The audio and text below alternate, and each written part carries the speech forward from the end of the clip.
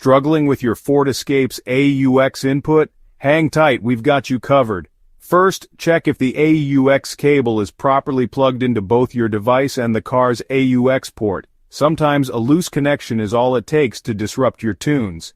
Next, ensure your device volume is turned up and not muted. It sounds simple, but it's an easy fix that gets overlooked. If it's still not working, inspect the AUX cable for any visible damage. A frayed or broken cable can cause interruptions or no sound at all. Try using a different cable to see if that solves the problem. Still no luck?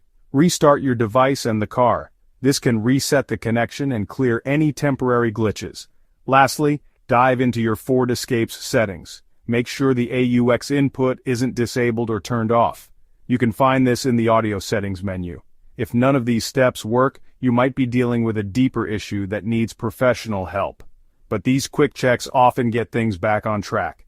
So with these tips, you should be able to get your AUX input working again. Enjoy your drive and your music. See you next time.